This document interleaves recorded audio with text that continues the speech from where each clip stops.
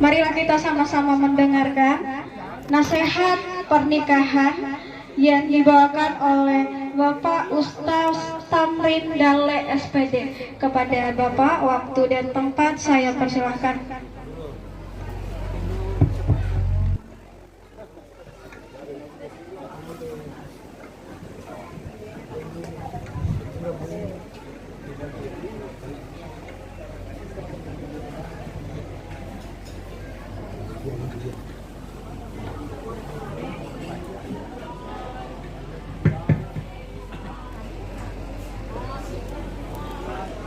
Assalamualaikum warahmatullahi wabarakatuh. Alhamdulillahilladzi nahmaduhu wa nasta'inuhu wa nastaghfir wa na'udzu billahi min syururi anfusina wa min sayyiati a'malina. May yahdihillahu fala mudilla lahu wa may yudlilhu fala hadiya lahu. Asyhadu an la ilaha illallah wahdahu la syarika lah wa asyhadu anna Muhammadan abduhu wa rasuluhu la nabiyya wa la rasula ba'd. Allahumma salli wa sallim ala nabiyyina Muhammadil karim wa ala alihi wa sahbihi sallim. Qala Allah ta'ala fi kitabil karim wa huwa asdaqul qailin. A'udzu billahi minasy syaithanir rajim. Ya ayyuhalladzina amanu taqullaha haqqa tuqatih wa la tamutunna illa wa antum muslimun. Wa qala nabiyuna Muhammadul karim, an-nikahu min sunnati faman ragiba an sunnati falaysa minni wa fi riwayatin falaysa minna wa fi riwayatin falaysa min ummati. Sadaqallahul azim wa sadaqa nabiyuna Muhammadul karim. Wabad. Para hadirin wal hadirat, sidang jamaah walimah yang kami muliakan, alhamdulillah hadir contoh kita Pak Camat, hadir Pak Desa, dua Pak Desa yang hadir ini termasuk saudara saya dari alhamdulillah 3, 4, masya Allah luar biasa. Pernikahan yang sangat istimewa ini. Dan para tokoh-tokoh masyarakat, unsur tokoh adat, tokoh pemuda, dan seluruh hadirin wal hadirat yang saya tidak bisa rinci satu demi satu, dan lebih khusus keluarga besar kedua mempelai, baik mempelai wanita yang menjadi tuan rumah pelaksanaan acara ijab kabul pada hari ini, begitu pula keluarga besar mempelai laki-laki yang datang hadir di tempat ini untuk melaksanakan salah satu bentuk perintah Allah dan sunnah baginda Rasulullah SAW, yaitu ananda kita Muhammad Taufik dan Nur Afidah, yang mana kita semua menjadi saksi atas pernikahan beliau berdua dengan iringan doa yang terindah, barakallah wa baraka alaika wa jama'a bainakuma fi khair. Semoga pernikahan Anda diberkahi oleh Allah menjadi keluarga sakinah mawaddah warahmah. Waktu di jam saya ini tinggal 10 menit janda. Izinkan saya untuk kultum kuliah 7 menit. Itu adab-adab di pesantren. Sekarang perjalanan saya jauh sekali dari Tande, dari Kabupaten Majene ke sini, tapi tidak apa. Perjalanannya jauh, ceramahnya pendek. Yang penting inti daripada nasihat sampai. Bapak Ibu yang kami muliakan, pernikahan itu adalah perintah agama. Allah yang memerintahkan kita menikah, Rasul sallallahu alaihi wasallam yang juga memerintahkan kepada umatnya untuk menikah. Di dalam Al-Quran surah An-Nur urutan ayat ke-32 Allah perintahkan itu pernikahan. A'udzubillahi minasyaitonir rajim. Wa ankihul ayyama minkum was-salihina min ibadikum wa imaikum iyakunul fuqara yughnihillahu min fadli Allahu wasi'un alim. Allah perintahkan, nikahkan orang-orang yang belum punya pasangan di antara kalian, baik laki-laki maupun perempuan. Yang penting persyaratannya sudah terpenuhi, baik persyaratan menurut ajaran agama kita dan persyaratan menurut undang-undang yang berlaku di negara di mana kita berada. Apabila persyaratan sudah terpenuhi, nikahkan orang-orang yang belum punya pasangan di antara kalian. Nabi juga mempertegas an-nikahu min sunnati, menikah itu adalah sunnahku, ikutan daripadaku, bahagian daripada ajaran agamaku. Lalu Nabi setelah itu mengikuti ancaman, paman ragiba an sunnati falaysa min ummati, siapa yang enggan melangsungkan pernikahan setelah sampai syaratnya terpenuhi, ada wanita siap dinikahi, dia juga punya persyaratan sudah terpenuhi, falaysa min ummati, maka kalian bukan umatku, kata Nabi. Bahkan dalam riwayat, siapa laki-laki yang sudah memenuhi persyaratan untuk menikah, lalu dia menunda pernikahannya tanpa alasan yang benar menurut syariat, maka dia akan mati di ujung kekafiran. Kalau bukan mati Yahudi, dia mati Nasrani. Hati-hati Pak, para duda-duda, para janda-janda, apalagi anak muda. Gali duda, janda, duda keren, janda berkarakter, mesti diurus-urus sama ini. Kalau ada duda tidak diurus lagi, ini bahaya, ini bisa-bisa kita melanggar perintah semua ini. Bahaya, di Pak Desa rupanya ini perlu diurusi ini. Dia sibuk mengurusi warganya, dia juga harus diurusi Pak, supaya ada yang membantu mengurusi rakyatnya. Kalau perlu tenda hari ini dipindahkan ke halaman rumah beliau. Amin ya Allah ya Rabb. Saya rasa banyak itu. Orang bijak berkata, duda keren melirik janda, janda dilirik tak kunjung datang, gadis pun boleh dinikahi.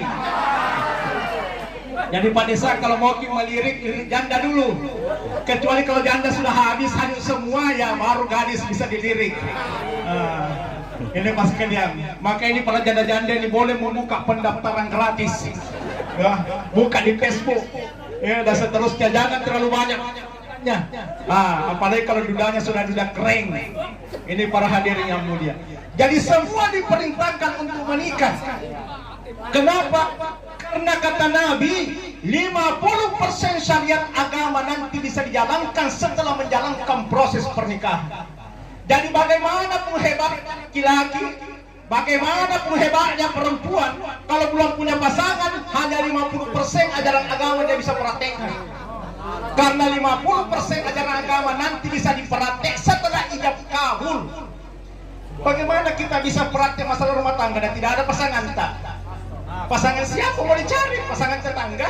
Kan tidak mungkin kan pas kalian. Banyak hal-hal yang kita tidak mungkin bisa praktekkan, tidak bisa laksanakan tanpa memiliki pasangan hidup.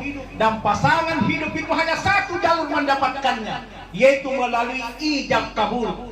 Istri, bagaimanapun kayanya bapak, tidak ada istri jual di Indomaret, tidak ada di Alpamidi, tidak ada di pusat pertokoan. Nanti bisa pasangan hidup apabila melalui ijab kabul, satu-satunya jalan, tidak ada jalan lain. Hadirin yang mulia, maka dengan demikian agama kita ini memerintahkan untuk melangsungkan pernikahan. Sudah 4 menit nih. Ini para bapak dan ibu sekalian yang kami muliakan, mati. Karena menikah itu perintah agama, perintah Allah, perintah Rasul, maka menikah itu adalah ibadah. Jangan dianggap sepele. Menikah itu adalah ibadah. Semua pembiayaan yang kita keluarkan di dalam melangsungkan ibadah itu dipahalai oleh Allah. Semua hadir dalam pelaksanaan ijab kabul hari semua yang enggak beribadah di jalan Allah. Yang jauh, yang dekat, semua yang ini dianggap sementara beribadah. Dan ibadah itu ada unsur pahala di dalamnya. Maka demikian Rasulullah mengingatkan kepada kita, karena menikah itu adalah ibadah. Pada itu syarat pertamanya adalah an-niyatu bil qalbi. Pasang niat di dalam hati sebelum melaksanakan sebuah ibadah. Ibadah itu syarat sah yang pertama adalah niat. Maka seseorang ijab kabul mesti diingatkan, perbaharui niatmu, perbaiki niatmu. Karena orang menikah itu kata Nabi, 2 golongan orang menikah. Ada orang menikah dunia semata-mata, tapi ada orang menikah di dunia sampai akhir hayat, sampai di akhir. Maka kita mesti perbaharui niat. Termasuk pengantin lama, kalau salah niat selama ini perbaharui balik kamu, tapi tidak usah ajak kabur. Perbaiki niatnya, bahwa menikah itu hadirin yang mulia, target utamanya fid dunia hasanah wa bil akhirati hasanah wa qina azaban nar. Itu target tertinggi ini sebuah ibadah, sebuah pernikahan. Jadi kalau kita menikah, mudah-mudahan pernikahan ini memberikan hak dunia, kebaikan hidup dunia, itu sakinah mawaddah warahmah. Dan bukan hanya kita mau bahagia di dunia, di akhirat nanti kita ingin dan sangat ingin agar suami, istri dan anak-anaknya bergandengan tangan masuk ke dalam surganya Allah Subhanahu wa taala, dan semua lolos dari sebuah musibah terbesar, yaitu asap nerakanya Allah Subhanahu wa taala. Inilah pernikahan paling sempurna. Di dunia hasanah wa fil akhirati hasanah wa qina adzabannar. Itu niat urusan hati, tapi bisa dibaca sesuai dengan pola kehidupan. Kalau ada orang menikah hanya dunia saja tujuannya, maka setelah dia menikah pasti dunia terus, pasti dunia terus programnya. Tidak ada urusan-urusan ibadah di dalamnya. Kenapa? Karena mereka menikah memang urusan dunia yang menjadi utama. Tapi kalau ada orang menikah dunia akhirat, di samping dia bekerja sama suami istri untuk membangun dunianya, tapi dia juga bergandengan tangan untuk taat ibadah kepada Allah agar selamat dunia dan selamat di akhirat. Itu yang namanya menikah dunia akhirat, menikah lahir dan batin. Banyak bapak nak perbaiki nyaknya kembali, berarti salah kan selama ini, sanggak linor pas kalian. Kalau orang menikah dunia semata-mata, yang dipikir rumah besar lengkap dengan perabotnya, mobil mewah parkir di depan rumah, sekalipun dan jasa bayar. Pas kalian, orang yang menikah dunia akhirat di samping berusaha bekerja memenuhi kebutuhan hidup dunianya, tapi bagaimanapun hebatnya dunia, indahnya dunia, pasti ditinggal. Karena dunia tempat meninggal, akhirat tempat tinggal. Maka dia kata istrinya, mamanya boleh nikmati dunia, tapi cita-cita tertinggi saya ingin menggandeng tanganmu dan seluruh anak-anak yang kau lahirkan, supaya kita bersama-sama mencicipi nikmatnya surga. Ini pemimpin rumah tangga paling bagus. Kalau ada pemimpin rumah tangga dunianya saja dibangun, itu rumah tangga pengkhianat namanya. Bapak ini kita ini laki-laki, tadi Pak Istri kan anak putrinya, kuserahkan kepadamu wahai Muhammad Taufik. Tugasku, kamu sekarang menjadi pemimpinnya. Harapan tertinggi kita tidak ingin anak kita di akhirat nanti dilemparkan masuk ke dalam api neraka disebabkan karena pemimpin rumah tangganya yang tidak becus memimpin anak yang kita besarkan sejak kecil. Kita orang tua rindu ingin melihat anak-anak gadis kita dinikahi oleh laki-laki yang soleh, satu dunianya terurus, dan akhiratnya Masya Allah anak-anak kita semua lolos masuk ke dalam surganya Allah, dan ada yang tersentuh oleh api nerakanya Allah. Maka Nabi kalau memenikahkan seseorang, apa dibaca saudara Pak Ismail? Apa wasiatnya Nabi kepada laki-laki yang mau dinikahkan? Usikum ibadallah wa nafsiya bitaqwallah. Ini wasiatnya baginda Nabi kepada laki-laki yang mau diijab kabul. Usikum ibadallah. Wahai fulan, aku wasiatkan kepadamu sebelum kau ijab kabul, ibadallah, perbaiki ibadahmu kepada Allah. Perbaiki ibadahmu kepada Allah. Perbaiki istrimu supaya ibadah kepada Allah. Anak-anakmu taat ibadah kepada Allah. Wa iyaya bitaqwallah, dan antar dirimu, antar istrimu, antar anak-anakmu untuk menjadi hamba Allah yang bertakwa kepada aku, kata Allah. Ini para hadirin yang mulia. Maka tugas utama pemimpin rumah tangga itu bukan membangun rumah megah lengkap dengan perabot. Itu bukan tugas pokok kita sebagai pemimpin rumah tangga. Bukan memberi makan kepada istri, bukan memberi minum, memberi pakaian, memberi perhiasan. Itu bukan tugas kita. Karena seluruh kebutuhan istri anak kita sesungguhnya sudah dijamin oleh Allah. Cuma tidak baik kalau kita tidak berusaha. Mungkin dia buktinya. Kalau kita suami meninggal, apa istri kita mati kelaparan? Anak-anak kita mati kelaparan di belakang? Tidak. Bahkan terkadang kala setelah kita meninggal, istri anak-anak kita lebih kaya dibanding waktu kita masih hidup. Sedikit keadaannya begitu. Lalu apa tugas pokok pemimpin rumah tangga? Tugas pokoknya baca surah At-Tahrim, surah 66 urutan ayat yang ke-6. Ya ayyuhalladzina amanu, wahai kalian orang-orang yang beriman, pemimpin-pemimpin rumah tangga yang beriman, Ku ampusakum wa ahlikum. Ada kata-kata ahli di sini. Jaga dirimu, jaga istrimu, jaga anak-anakmu dari api nerakanya Allah. Itu tugas pokok kita pemimpin rumah tangga. Jadi kalau kita sudah berkata saya terima nikahnya, jangan hanya menghayalkan malam pertama yang indah penuh dengan romantisme, tetapi bayangkan bagaimana beratnya kita pemimpin rumah tangga itu mengikut menjawab di hadapan Allah. Karena begitu kita berkata saya terima karena Allah, melembar itu tahu, kita sudah dikasih tikulang oleh Allah, disikan oleh seluruh yang hadir bahwa engkau telah bersumpah siap memimpin dirimu, istrimu, anak-anakmu untuk taat kepada Allah. Maka kita pemimpin rumah tangga Pak tidak bisa lolos masuk surga kalau kita mengkhianat dari sumpah. Ini yang perlu dipikirkan. Bapak Ibu yang mulia, bagaimana caranya ibadah Allah? Bagaimana satu rumah tangga taat ibadah kepada Allah? Istrinya pas sembahyang, suaminya juga mencontohkan sholat dengan baik, anak-anaknya semua sholat dengan baik. Coba lihat Pak surat Taha, pemimpin rumah tangga, buka di surat Taha, situ ada undang-undangnya. Ada judisnya memimpin rumah tangga, surat Taha ayat 132. Apa judisnya dari Allah, dari Quran? Wa'mur ahlaka bis-shalah wastabir 'alaiha. Wahai pemimpin rumah tangga, suruh istrimu, suruh anak-anakmu untuk menegakkan salat dan kamu berikan contoh yang baik, kata Allah. Wastabir 'alaiha, dan bersabarlah kamu dalam menyuruh mereka, karena salat itu pekerjaan seumur hidup. Lalu Allah menyatakan, kalau salatmu sudah bagus, pas sambayan desa boyang, suaminya bagus salatnya, istrinya bagus salatnya, anak-anaknya bagus salatnya, nahnu narzuquhum, rezekimu saya yang jamin. Jadi sesungguhnya kita bagi tugas dengan Allah, bagi tugas dengan Tuhan.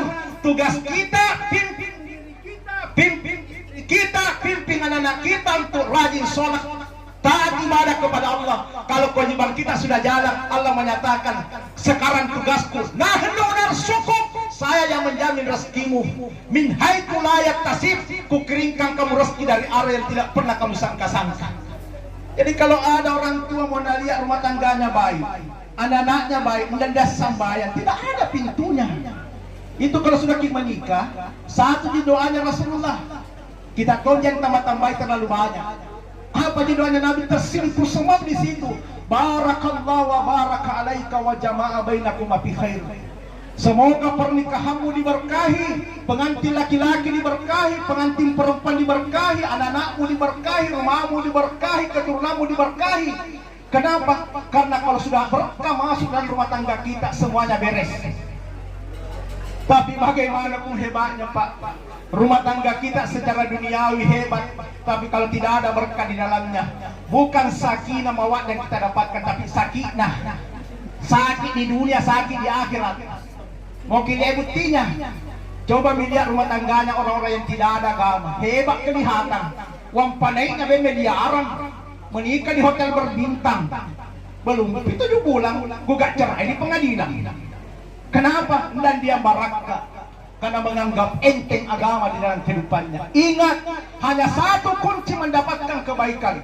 Al khair kullahu fiddin. Kebaikan itu hanya ada di dalam agama. La khaira illa fiddin. Tidak ada lagi kebaikan yang bisa didapat kecuali harus hidup beragama dengan baik. Jadi antar rumah-rumah tangga kita Pak, untuk taat ibadah kepada Allah, paham agama, amal agama, dan sekaligus pikir dan kerja agama, supaya rumah tangga kita diberkahi oleh Allah. Sudah lewat sekali ini. Ya, pas sekalian. Tadi saya janji 10 menit, ternyata 12 menit ini. Saya mohon maaf selebihnya. Namun satu hal yang terakhir khusus Ananda berdua dan termasuk kita pengantin lama. Apa kata Nabi? Tidak ada itu rumah tangga tidak ada badainya. Pasti semua rumah itu ada badainya semua. Ada semua masalahnya. Jangankan rumah kita, rumahnya Rasulullah saja ada masalahnya. Manusia terbaik ada masalahnya. Apalagi kalau hanya rumah umat. Rumah kita semua pasti ada masalah di dalamnya. Tapi kalau ada masalah, kata Nabi, resepnya hanya 2. Ista'inu bis sabri was shalah, innallaha ma'as-sabirin. Kalau ada masalah di rumah tangga, sabar. Suami harus sabar, istri harus sabar, keluarga kedua belah pihak harus sabar. Yang melakukan tindakan-tindakan yang tidak menyelesaikan atau bahkan memperkeruh masalah, semua sabar. Sesudah bersabar, as-shalah, perbaiki sholatmu, bangun ke salat tahajud, perbaiki sholat 5 waktumu dan seterusnya, lalu berdoa kepada Allah. Allah akan memberikan jalan keluar terhadap seluruh persoalan yang kita hadapi. Wa may yattaqilla yaj'al lahu makhraja. Siapa yang selalu mendekatkan diri kepada Allah, diberikan jalan keluar terhadap seluruh persoalan hidup yang kamu hadapi. Wa yarzuqhu min haitsu la yahtasib, dan diberikan rezeki dari arah yang tidak pernah disangka-sangka. Semoga pernikahan Ananda berdua diberkahi oleh Allah. Saya hadiahkan sebaik pantun untuk Ananda berdua. Gadis belia berkerudung putih, jalan melenggok, mata melirik, tandalah senang di dalam hati. Sepasang pengantin duduk bersanding, mata melirik, bibir tersenyum, tandalah bahagia di dalam hati. Terakhir dari saya, tajamnya jarum melukai jari jemari, tajamnya kata melukai hati sanubari. Kalau sekiranya dalam pembicaraan ini ada kata yang tak sopan, ada sikap yang tak santun, sudilah kiranya tuan-tuan semua memberi maaf kepada hamba Allah yang hilaf ini. Yang paling terakhir, kalaulah ada sumur di ladang, boleh kita numpang mandi bersama. Kalaulah ada orang menikah, jangan lupa saya diundang kembali. Billahi taufiq wal hidayah. Assalamualaikum warahmatullahi wabarakatuh.